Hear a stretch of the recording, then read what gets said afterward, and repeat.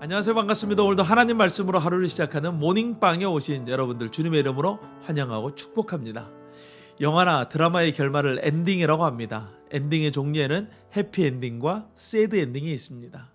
예전에는 거의 대부분의 결말이 해피엔딩이었어요. 하지만 요즘에는 새드엔딩도 많이 늘어나고 있습니다. 이것은 우리 인생이 그렇게 해피하지만은 않다는 것을 반영하는 결과가 아닐까 합니다. 인생은 행복한 듯 하다가도 슬프고 또 슬픈 것 같다가도 행복한 것이 우리의 인생인 것이죠. 오늘 우리가 묵상할 하나님 말씀은 사무엘하 18장 19절에서 33절 말씀입니다. 압살롬의 반영은 결국 새드 엔딩으로 끝이 나고 맙니다. 그는 요압 장군에게 처참하게 죽임을 당하고 또 구덩이에 던져져서 치욕적인 끝을 맞이하게 되죠.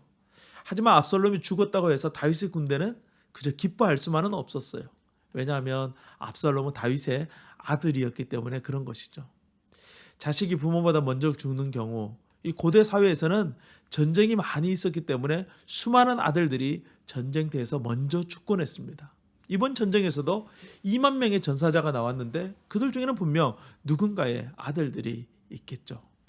아들들을 잃은 슬픔을 누구보다 잘 알고 있는 사람들은 다윗의 아들이 죽었으니 다윗의 마음이 슬픔으로 가득할 것이라는 것을 미루어 짐작할 수 있는 것입니다. 그러니 그 누구도 마냥 승리의 기쁨을 누릴 수가 없는 거예요. 요압도 압살롬의 죽음에 대한 소식을 전하는 것을 서두르지 않습니다. 사독의 아들 아히마아스는 빨리 가서 소식을 전하려고 하지만 요압은 그를 말리면서 구수 사람을 먼저 보냅니다. 결국 두 사람이 도착해서 다윗에게 소식을 전함으로써 다윗은 자신의 아들 압살롬이 죽었다는 소식을 알게 되고 큰 슬픔에 빠지게 되는 것이죠. 이번 전쟁에서도 가장 큰功을 세운 사람은 요압입니다. 적군의 수장을 죽였으니 그는 상을 받아 마땅합니다. 하지만 요압이 죽인 사람은 다윗 왕의 아들이었어요. 이미 첫째와 둘째를 먼저 보낸 다윗에게 이 셋째의 죽음은 더욱더 큰 슬픔으로 다가왔습니다. 이 세상에서 가장 큰 슬픔은 자식을 잃은 부모의 심정인 것이죠. 자식 잃은 부모의 울음은 그 어떤 울음과도 비교할 수 없는 깊은 절망과 고통, 애통이 담겨져 있는 거예요. 다윗은 아들의 죽음의 소식을 듣고 홀로 다락에 올라가서 가슴을 찢으며 차라리 내가 죽었더라면 하며 목 놓아 울고 있습니다. 이 슬픈 이야기 속에서 우리는 우리를 위하여 고난의 쓴자를 마신 예수 그리스도를 발견할 수 있어요. 다윗은 자신의 죄로 인한 고난의 쓴자를 마신 거예요. 그는 압살롬의 죽음을 간절히 원하지 않았지만 다윗이 지은 그 죄의 대가는 결국 다윗에게 돌아와 하나도 남김없이 마시도록 한 것입니다.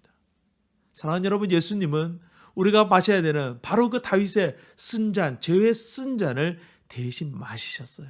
하나님은 자신의 죄 때문이 아니라 바로 우리의 죄 때문에 당신의 아들을 죽여야만 했던 것입니다.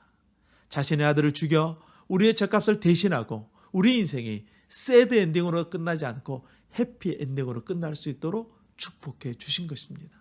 이 기가 막힌 이야기가 반복되지 않도록 우리에게 말할 수 없는 은혜를 베풀어 주신 거예요. 말씀을 읽고 묵상하는 것은 바로 이러한 하나님의 놀라운 사랑을 발견하는 보물찾기와도 같습니다.